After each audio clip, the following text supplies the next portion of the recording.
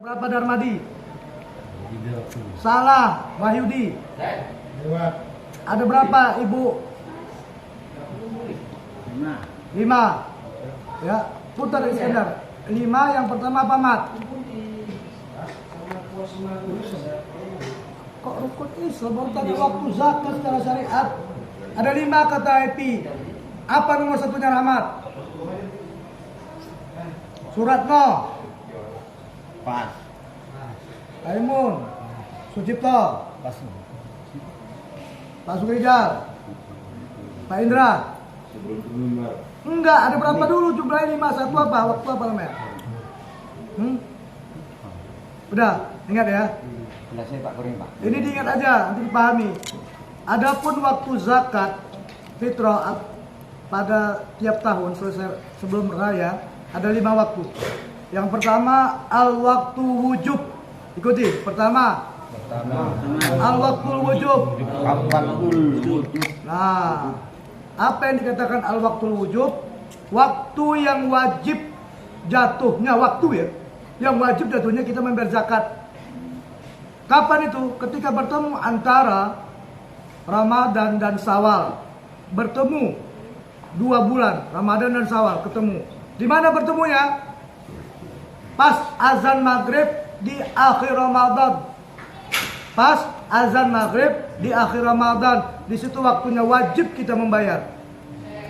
Pertanyaannya, Sayun, ada seorang bayi 2 detik sebelum azan maghrib lahir, sebelum azan maghrib berkumandang. Apakah si bayi ini wajib membayar zakat? Apa alasannya? Belum masuk. Apa yang belum masuk? Ajan tadi. Ya, ada seorang bayi 2 detik sebelum azan dia lahir. Tak tahu sebelum azan maghrib dia meninggal. Hanya 2 detik umurnya atau 3 detik lah. 2 detik sebelum azan lahir, sebelum azan berkumandang dia lahir. 1 detik kemudian dia meninggal. Wajibkah dia bayar zakat? Sudah. Tidak, Guru. Sebelum ini. Belum, tidak. Kenapa dia tidak wajib? Tidak bertemu waktu Ramadan dan Syawal. Oke. Yang ditanya jawab. Ini saya banyak kali. Asmi, ada seorang bayi 1 detik sebelum azan dia lahir. 1 detik sebelum azan maghrib di bulan Ramadan terakhir dia lahir. Kemudian 1 detik kemudian setelah azan maghrib berkumandang dia meninggal. Wajibkah dia bayar zakat? Wajib. Apa alasannya? Karena berjumpa. Karena sudah bertemu atau berjumpa. Paham ya? Jadi kita punya kode password, rumus. Apabila bertemu Ramadan dan Syawal itu pas azan maghrib di bulan suci Ramadan, maka waktunya wajib, bukan hukum. Hukumnya tidak wajib, tapi ini waktu. Bisa paham ya? Yang kedua, al-waktul jawas. Apa? Al-waktul jawas itu boleh saja engkau membayar zakat dari mulai awal Ramadan. Tidak wajib waktunya, tapi boleh. Macam kita nih, al-waktul jawas. Karena wajibnya waktu itu bertemunya Ramadan dan Syawal pas Ramadan terakhir. 2. Yang ketiga, al-waktul karoha. Apa? Itu nomor 4. Nomor 3. Al-waktul fudul. Apa? Waktu yang afdal. Membayar zakat waktu yang afdal menurut sunnah Rasulullah kalau kita mengikutinya setelah azan subuh dan sebelum khatib naik mimbar. Itu waktu yang afdal. Apa itu afdal? Yang utama. Kalau menurut sunnah Rasulullah mengikuti Nabi Muhammad SAW. Tapi menurut ijtihad ulama, maka dibagilah waktu fudul atau waktu afdal menjadi 2. Pertama, mengikuti sunnah Nabi. Kedua, dari segi manfaat. Macam mana lah si Rahmat? Macam mana lah Pak Paimun? Kalau kita bayar habis subuh semua, apa bisa? Ke Mall Selamat udah tutup. Orang sibuk udah raya, maka ijtihad ulama nggak apa-apa 2 atau 3 hari sebelum Idul Fitri kau membayar zakat atau sebelum itu. supaya waktunya ada spasi. Namanya waktu al-waqtul fudul. Fudul itu menjadi kata fadilah. Yang keempat al-waqtul karoha, waktu yang makruh. Kapan waktu yang makruh itu? Dari selesai khutbah Jumat sampai maghrib. Nih, ini waktu yang makruh. Habis maghrib, habis lagi. Misalnya sewin, mau bayar zakat nih. Ada tetangganya sebelah, miskin, fakir, tapi tukang mabuk aja.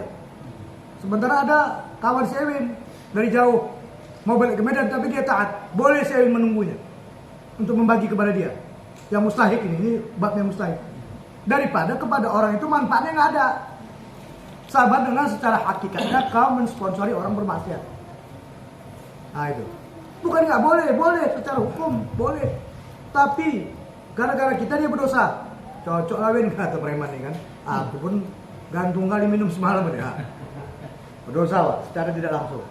Al-waqtul karoha, waktu yang makruh ketika membayar zakat. Ada waktu yang haram, al-waqtul hurum.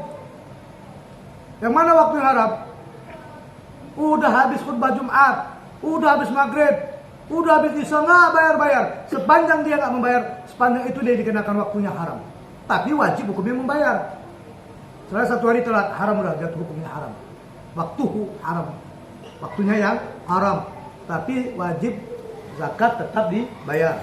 Nah, di antara 4 mazhab, Imam Malik bin Anas, Imam Syafi'i, Imam Ahmad bin Hambal, dan Imam Hanafi yang pertama.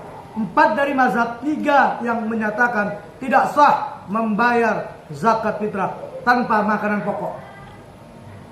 Itu 3 mazhab, ingat. Imam Anas bin Malik, Imam Syafi'i, Imam Hambali. Tidak sah kita kalau membayar zakat tanpa beras. Wajib dengan makanan pokok. Berhubung makanan pokok kita beras, maka kita wajib bayar pakai beras. Nah, lalu hanya 1 Imam Hanafi yang mengizinkan membayar zakat dengan menggunakan uang konversi. Dari beberapa mazhab ini, menurut mazhab Imam Syafi'i ada 3 kalau pakai beras. 2,5, 2,7,5 dan 3 kilo. Kalau pakai beras. Nah, kalau kita mau uangkan, mengkonversikan dengan uang, ini kita ambil mazhab Imam Hanafi, Abu Hanafiyah, gurunya Imam Syafi'i, gurunya Imam Malik. Dia menggunakan uang 3,8. Lalu kebijakan ulama menjadi 4 kilo dikonversikan ke uang. Saya beras 12.000 kali 4, 48, kenapa nih limpul? Kok banyak kali Tuan Guru untuk membersihkan dia kepelit kali, gimana? Coba ibarat kita mandi, sabun kita sedikit, apa bersih? Bagus, sabun kita banyak atau berlebih? Maka disimpulkan pada kebijakan zakat pada tahun ini kita menggunakan Imam Abu Hanafiyah atau Hanafi. Kenapa? Yang pertama saya kena tegur atau guru. Nggak boleh rupanya bertransaksi di majelis ilmu. Di masjid aja nggak boleh, apalagi majelis ilmu. Martabat majelis ilmu itu lebih tinggi, taman surga. Jadi karena ditiadakan, itu saya mimpi atau guru itu nyuruh saya membersihkan pakaian-pakaian kotor. Pakaian siapa ini? Udah angkat semua Krishna, angkat semua itu, bersihkan semua. Begitu saya mau nanya, apa maksudnya? Tarjan pun datang. Sahur, ada kejuaraan. Putuslah. Jadi malam Rabu selanjutnya saya dapat petunjuk. Tak dibenarkan rupanya membayar zakat dengan bertransaksi jual beli. 9 tahun kita melakukan, tidak apa-apa. Belajar salah dulu baru tahu benar. Nah makanya kita konversikan. Orang yang nggak memahami pasti terkejut. Kok gini, makanya nggak belajar. Coba sering datang dia ke majelis, pasti dia paham. Nah itu. Nah sampai sini batasnya, ada pertanyaan? Ada pertanyaan nggak? Kita bicara fikih ini. Lalu, ingat, saya lanjutkan. Adapun yang dapat atau berhak disebut mustahik, ada berapa Pak Zayun? 6. Salah, Azmi. 8. 8, sebutkan Darmadi. 8 apa aja? Fakir. 1, Miskin. 2. Apa? Orang nanya. Islam. Mu'alaf. Mu'alaf. 3. Apa lagi? Udah lama kali mas, sambungnya sebelahnya Wahyudi. Orang yang berhutang, Garim namanya ya. 4 orang berhutang. penuntut ilmu, Jihad fisabilillah 5. Apa lagi? musafir. 6. Apa lagi? Tambahkan. Tas. Ayo, pegang. Ayo Bu Marsani. Bu apa? Heni. Bu Nani. 2 lagi apa? Udah beberapa kali utang banyak utang nanti. Ayo tuh dia aja uangnya. Apa lagi? Pak Jumino. Pas. Pak Jumino dapat. Udah itu aja. Ambil zakat kalau dilupakan. Ambil. Satu lagi budak. Budak tidak ada di Indonesia. Oke, baik kan? Maka dari yang 7 ini, skala prioritas adalah al-fakir wal miskin. Tapi ingat, apa yang dikatakan fakir? Ini mesti jelas-jelas nih, kita harus jujur. Fakir adalah orang yang belum tentu satu hari itu makan. Dan dia tidak ada pekerjaan, tidak punya penghasilan, tidak punya pendapatan tetap. Dan dia tak mampu memenuhi kebutuhan keluarganya selama 1 bulan. Itu yang dikatakan fakir. Udah gak ada kerja, rumah nyewa, ya, kebutuhan keluarga tuh nggak terpenuhi. Atau rumah nggak nyewa tapi nggak terpenuhi kebutuhan keluarganya. Jangan salah nanti ada rumah gedung. Oh rumahnya besar Tuan Guru, bukan masalah rumah. Masalahnya dia dapat nggak memenuhi kebutuhan keluarganya selama 1 bulan. Itu namanya al-fakir. Nggak ada kerja, nggak ada penghasilan tetap, dan dia tak mampu memenuhi kebutuhan keluarganya selama 1 bulan. Apa aja kebutuhan keluarga? Makan per hari, kebutuhan listrik, beli air mineral, aqua, uang sekolah anak, belum lagi uang sewa rumah, kalau yang menyewa. Itu namanya al-fakir, itu yang berhak dari segala prioritas. Yang kedua al-miskin, orang miskin. Mana yang orang miskin? Dia ada pekerjaan, dia rumah nggak sewa, tapi dia tak mampu, tak sanggup untuk memenuhi kebutuhan keluarganya selama 1 bulan. Lalu di sini jadi pertimbangan. Ada orang miskin, berapa bulan kau sanggup, berapa bulan kau nggak sanggup. Kalau banyak nggak sanggupnya, dia mendapat bantuan yang berhak. Kalau lebih banyak, dia mampunya belum kategori. Dan itu kebijakan panitia. Kebijakan panitia. Jangan tanya saya. Kalau tanya saya semua mesti dapat. Ya, itu namanya yang berhak, fakir dan miskin. Ada orang zalim berutang. Berutang untuk kebutuhan pribadi pun boleh dikasih dia. Contohnya, Syasmi, dia cicil bayar rumah, kan berutang kan? Dia beli rumah itu cicil, ini pun dapat. Bukan hanya orang berutang yang usahanya tumpur, tapi untuk pribadi pun boleh.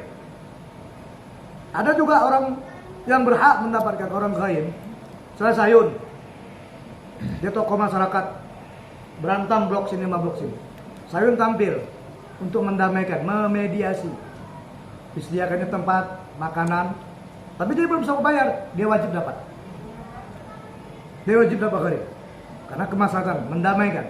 Ada lagi gharib yang mana? Di satu tempat misalnya si Ratno, kepala tokoh berpengaruh, sebelah kanan kirinya orang Kristen, dia juga dapat. Tapi ini dapat dari hak mu'alaf, bukan gharib. Kalau gharib itu untuk kebutuhan pribadi, saya berutang lah cipto, mau beli rumah, boleh. Nah, karena kemudian dari semua itu 4 yang boleh suka-suka menggunakan uangnya. Pertama, ambil zakat, boleh. Fakir, boleh. Miskin, boleh. Mu'alaf, boleh. Yang menggunakannya. Tapi tidak kepada ibnu sabil, orang yang berjalan. Nggak bisa.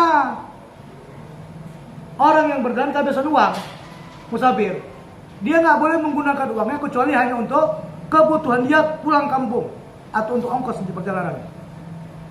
Yang 4 ini istimewa nih. Mu'alaf, ambil zakat, fakir, dan miskin. Ini boleh. Beli baju boleh, beli beras boleh, beli kue boleh. Tapi ibnu sabil tidak. Dia semata-mata dikasih uang untuk melanjutkan dia kehabisan uang. Gharim juga. Kebutuhannya hanya untuk membayar utang itu. Seperti Sayun tadi contohnya, memediasi. Nggak boleh digunakannya uang itu selain itu. Paham ya? Lalu, jihad fisabilillah. Hakikatnya semua kita dapat. Tapi nggak boleh kita gunakan uang yang mustahil itu untuk poya-poya. Kecuali untuk menambah ilmu seperti beli kitab. Ya, seperti beli toa, mic. Itu boleh hanya untuk kebutuhan ilmu. Ah itu, bukan suka-suka itu. Oh saya dapat, saya jihad fisabilillah orang menuntut ilmu. Tapi kau gunakan uang itu untuk apa? Di luar dari kau menuntut ilmu itu nggak boleh, haram. Paham ya? Nah, jadi harus kita pahami itu 4 yang boleh menggunakan asal jangan maksiat. Yang 4 tidak boleh. Dia untuk fokus saja. Kalau budak nggak ada ya nggak jadi. Nah, kalau budak itu hanya dikasih uang untuk membebaskan dia, nggak bisa macam-macam. Ibnu Sabil hanya untuk diberikan ongkos. Nah, makanya kita mengambil mazhab Imam Abu Hanifah atau Imam Hanafi supaya menghindari pertama adanya transaksi jual beli di majelis. Nah, yang kedua mengingat manfaat. Cipta lah mau dikasih beras apa uang? Uang. Yang mau dikasih beras itu siapa?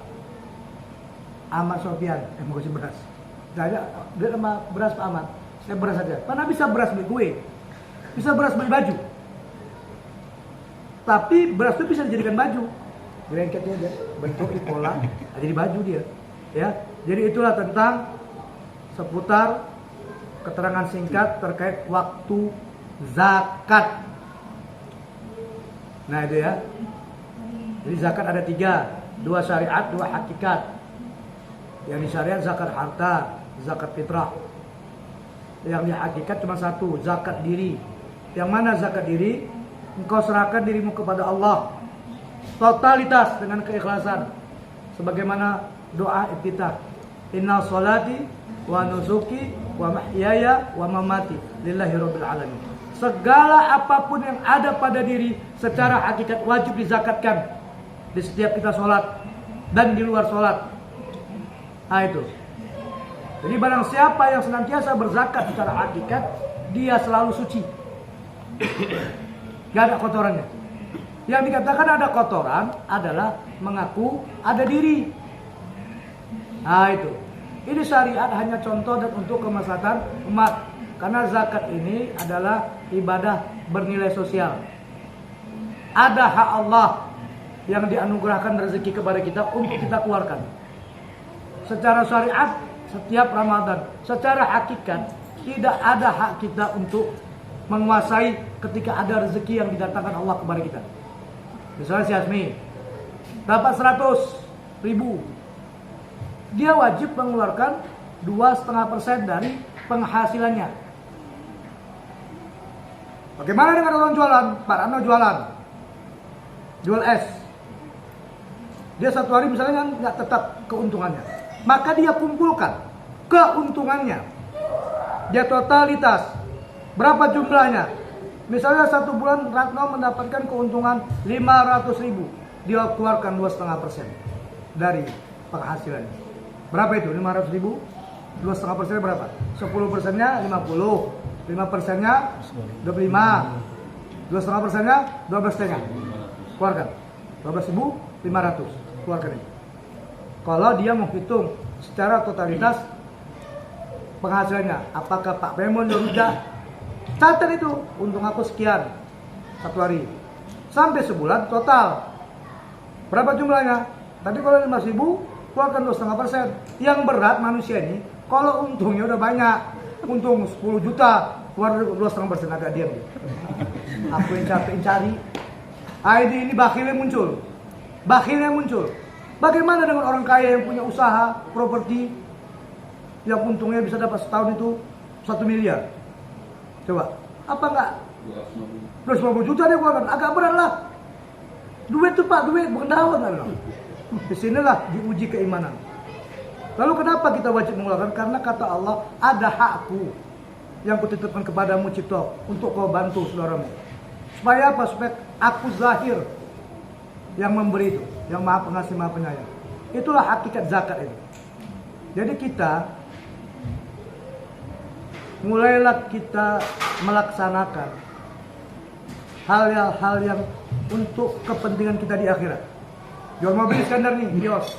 Tetap berapa keuntungan dari modal? Keuntungannya itu yang dibagi 2,5%, bukan sama modal-modalnya. Itu tekor namanya.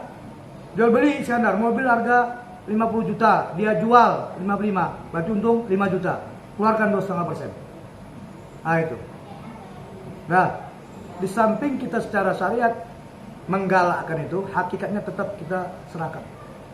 Serahkan. Kalau seiring zakat syariat, zakat hakikat, itu nanti dibukakan Allah rahasia-rahasia tentang ketuhanan ini. Ini kadang zakat hakikatnya lompat-lompat, zakat syariatnya malas, sudahlah. Makin terhijab kita. Nah itu membersihkan, kan zakat itu membersihkan. Kalaupun di luar Ramadan kita bersihkan zakat kita itu. Seperti zakat diri, seperti rezeki yang kita dapat, yang usaha, yang bekerja, keluarkan ini. Dan kasihlah secara diam-diam. Kalau kata Rasulullah, tangan kanan beri, tangan kiri nggak tahu apa maknanya. Kalau kau sudah berbuat kebaikan, jangan kau campuri dengan keburukan. Kadang kita nyumbang, ada keburukan dalam hati, ujub. Kau jelas kau nak, kalau nggak kasih kau, malah merengek kau. Nah itu udah namanya tangan kiri tahu. Bukan tangan kanan orang tangan kiri, benar-benar mana bisa? Orang-orang yang kerja sama. Gatal sini, apa gini tangan kanan? Tolong kiri, dah. Makna hakikatnya kau memberi itu kebaikan, jangan campuri dengan keburukan. Maka tangan kanan memberi, tangan kiri tidak tahu. Supaya yang dicampuri nawa itu kita ketika kita memberi.